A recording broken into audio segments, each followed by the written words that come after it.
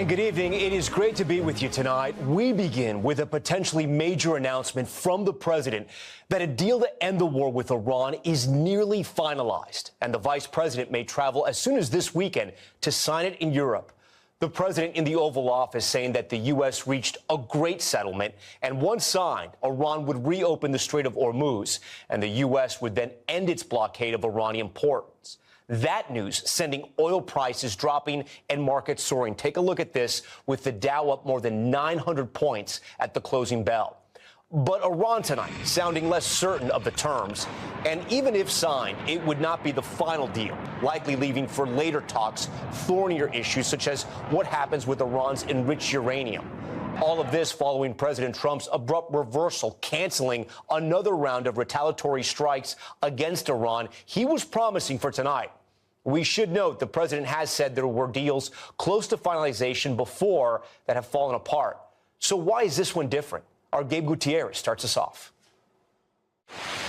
Tonight, the sudden reversal. Just hours before another round of U.S. airstrikes was set to begin against Iran, President Trump canceling the attack, insisting a deal is within reach. We just made a great settlement of the war with Iran, and we're going to be subject to finalization of documents, which should get done over the next few days. We'll probably have a signing maybe in Europe. The president saying multiple countries in the region were on board, though tonight Iran's foreign ministry says it has not yet reached a final decision regarding an agreement and will not compromise on its red lines. They will not purchase, develop in any way, shape, or form a nuclear weapon. They will not have a nuclear weapon. President Trump has said a deal was close before. Today he was pressed, why is this time different? Pointed to the latest U.S. strikes. Because they've taken a pounding. They've taken a pounding like very few people could take. And they want to make the deal a lot more than I do. Earlier today, the president had floated the idea of outright taking Harg Island, Iran's main oil export hub, which would have been a dramatic escalation, possibly requiring American boots on the ground. Now he says the new agreement would mean Iran stops attacking commercial oil tankers and the Strait of Hormuz fully reopens. And you'll have oil prices dropping like a rock. Late today, markets surging and oil prices falling, with the president saying there could be a signing ceremony in Europe that Vice President Vance might attend. It's a very strong memorandum of understanding. That is a little conceptual, but it's something that's going to get done.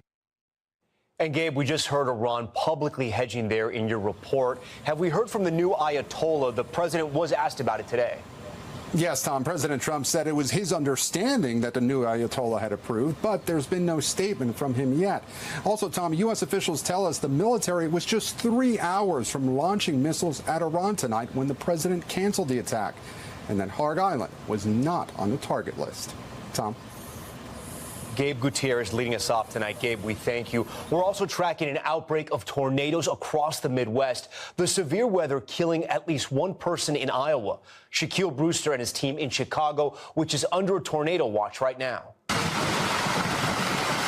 Life-threatening weather pummeling the Midwest. Big-time tornado. As ominous funnel clouds sweep through Iowa and Missouri, where you can see power flashes from the sky. Twisters were reported across 5 states. In Illinois, the same system tearing the roof off this home, destroying building after building, and causing chaos in downtown Chicago. Oh my God. Watch as these pool chairs fly off a rooftop. Oh my God. Oh my God. Crashing down in front of cars. That violent wind blowing out high-rise windows and slamming trees and debris into car after car across the city. You see a roof crashing down onto several of those cars after last night's round of storms. Crews now racing to clean up the damage ahead of another round expected today. On the city's south side, I'm not sure how they're going to get this tree out of here. Look at this massive tree uprooted, crushing what used to be a garage. This is extremely sad. Everyone's without power still. In Pennsylvania, torrential rain causing scenes like this. These cars slushing through flooded roads. This is a bit extreme, don't you think? As another round of storms causes another round of cleanup. And right here, you see the power of those storms. Tom, look at the size of this tree. Those storms so powerful, it not only uprooted it, but ripped up the sidewalk along with it. Going into the evening, there's a similar threat where this area is under a tornado watch. Tom? A dangerous night, Shaq. We thank you for that. And multiple states are under tornado watches right now, and those storms are set to push east overnight.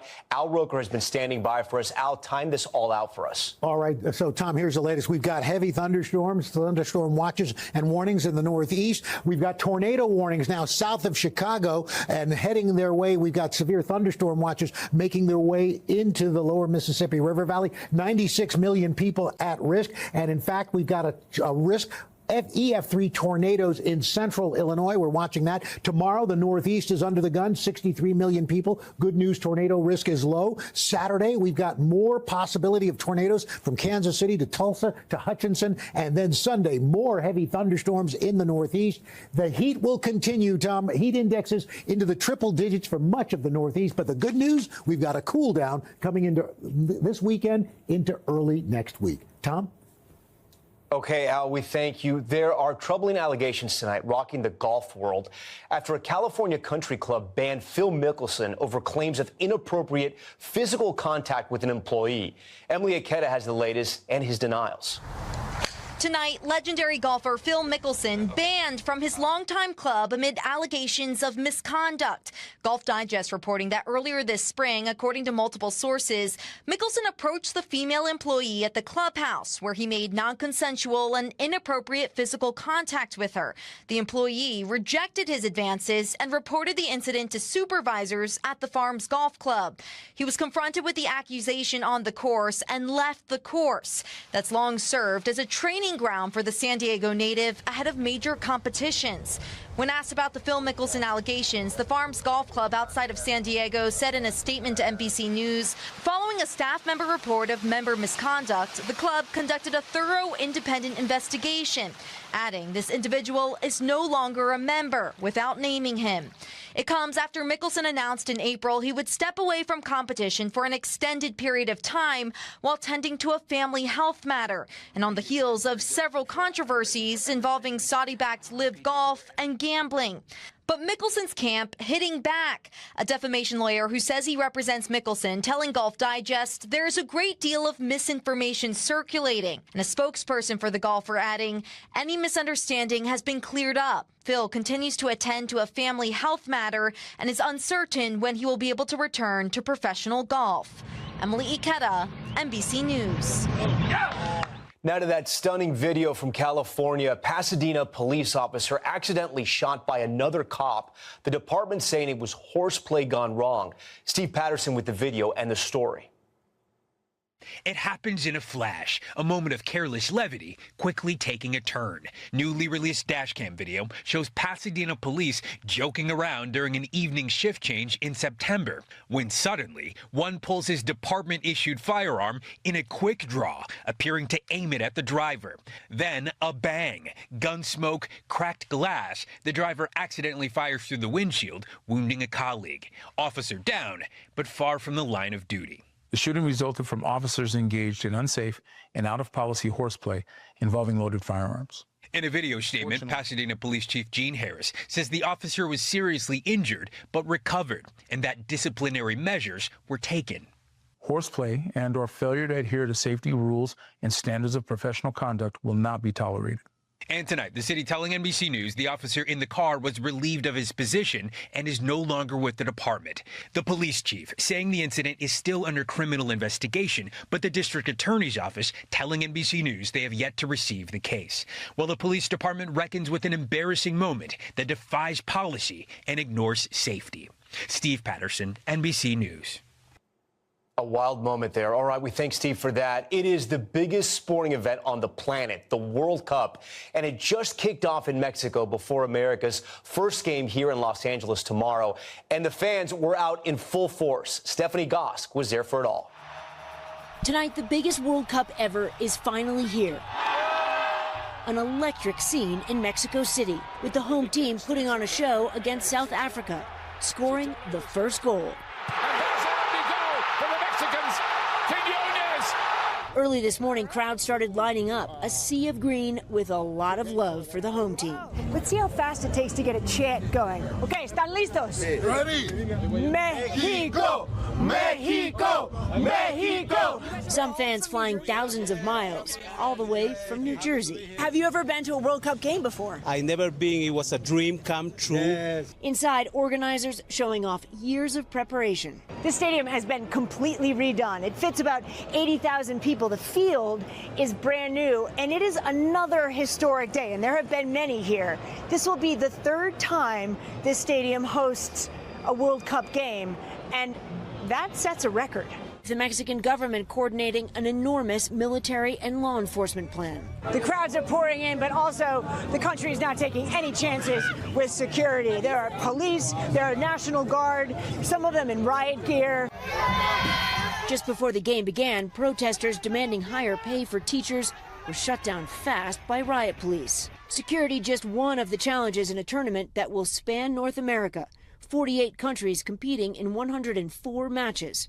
And tomorrow, LA will take center stage with the U.S. team facing off against Paraguay. Alvarado's crossing. In Mexico tonight, the home team showing them how it's done, pulling off the first win of this World Cup. What a victory for Mexico. Stephanie joins us now. Stephanie, that's the largest stadium in Latin America behind you. What was it like when Mexico scored on their home turf? Tom, this was not a cheer. This was a roar. This was nearly 80,000 fans pulling for their home team and then watching them score the very first goal of the World Cup. And then, for good measure, they scored another one. If you were walking outside this stadium, there was no mistaking what just happened. Tom? All right, Stephanie Goss for us. We can't wait to hear those roars here in L.A. For all the action, you can watch the games in Spanish on Telemundo and Peacock and in English on Fox. When we return in 60 seconds here on Nightly News, our series, The Cost of Denial, and the stunning government report slamming popular Medicare Advantage plans for excessively denying coverage, what you need to know. Plus, the deadly plane crash just in. How did the homeowners make it out alive?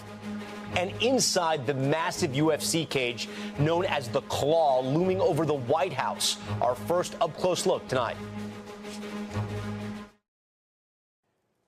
We are back now with our series, The Cost of Denial, where we investigate the challenges people face with insurance. And we were shocked to find out how many seniors are denied coverage under part of Medicare Advantage. But we were even more surprised what happens when people take the time to appeal them. Here's Ann Thompson. Ed McMahon is still recovering from an accident last August. Did you think 10 months later you would still need a cane to walk? No, I thought, oh, I'll be back, I'll be walking. The once active 78-year-old broke his left thigh bone at his Connecticut gym. And it was like my leg being in almost like, in 2 pieces. Surgeons put in a titanium rod, and McMahon says his doctor told him he needed extensive rehab at what's known as a skilled nursing facility. He was more in the 60 to 8 range. And how long were you there? I was there 2 weeks when I got notified that I was doing great and by United Healthcare. I needed to make arrangements to leave. But McMahon says he wasn't doing great and expected his Medicare Advantage plan to pay for the care his doctors prescribed. Could you dress yourself? No. Could you walk unassisted? No. Could you walk with a cane? No. Today, in a scathing new report from the Inspector General at HHS, Medicare Advantage plans called out for denials to these types of rehab centers. The report finding that on appeal, 95% of denials are reversed, an extremely high overturn rate that raises concerns that more initial requests should have been approved. HHS Assistant Inspector General Erin Bliss. When a patient is denied a particular service that their doctors think that they need, they may just go without that care. They may get a substitute type of care that's a lower cost or lower intensity. And while nearly every appeal results in a reversal, HHS found only 18% of patients even try. So did you appeal? Yes. The first appeal was granted, but it only gave Ed McMahon 3 days. He appealed once more, staying at the facility another 2 weeks waiting for a response. He was denied and now owes $11,000. He says he's planning to sue United Health Group, which did not respond to our requests for comment. McMahon's still hoping to recover financially and physically. How much longer do you think that's going to take? I don't think that's ever really going to happen. And with that, Ann Thompson joins us now. And the Inspector General's office had another report on denial rates for the biggest Medicare Advantage plans. And you have that stunning stat? Tom, the 3 largest Medicare Advantage plans, including United Health Group, were found to have extremely high denial rates. For long-term care admission, at least 70% of the time, and inpatient rehab more than 50% of the time. Statistics that the IG says are concerning. Ann Thompson for us tonight, and we thank you for that. When we return, why the feds are investigating these giant markings left on the National Mall ahead of the America 250 celebration and the growing controversy over the price tag of the UFC fight coming to the White House this weekend. That's next. Welcome back. Federal authorities are investigating a small plane that slammed into a home Thursday morning just after takeoff in southern Ohio. The 76-year-old pilot was killed, but somehow 2 people inside that house made it out safely. The home, as you can see here, left in ruins. And ahead of America's 250th, an investigation into these mysterious markings on the grass of the National Mall. Look closely. It appears to spell out 8647 in giant numbers. Those numbers have been interpreted as a protest, maybe even a threat to President Trump. Former FBI Director James Comey was indicted, you'll remember, by the Trump Justice Department over a social media post with seashells you just saw there in the shapes of those numbers. And new images in tonight of the 92-foot-tall UFC cage dubbed the Claw, dwarfing the White House. The 600-ton octagon is covered in sponsor logos, including Bud Light and Polymarket. A lawsuit has revealed the cost of this event at $60 million to stage those fights. That's Nightly News for this Thursday. I'm Tom Yamas. We thank you so much for watching. Tonight and always, we're here for you. Good night. We thank you for watching. And remember, stay updated on breaking news and top stories on the NBC News app or watch live on our YouTube channel. After threatening to hit Iran's oil industry, President Trump abruptly backed off, claiming a deal to end the war is nearly finalized. Documents should be signed over the weekend. The Dow surged 929 points and oil prices plummeted on hopes of peace.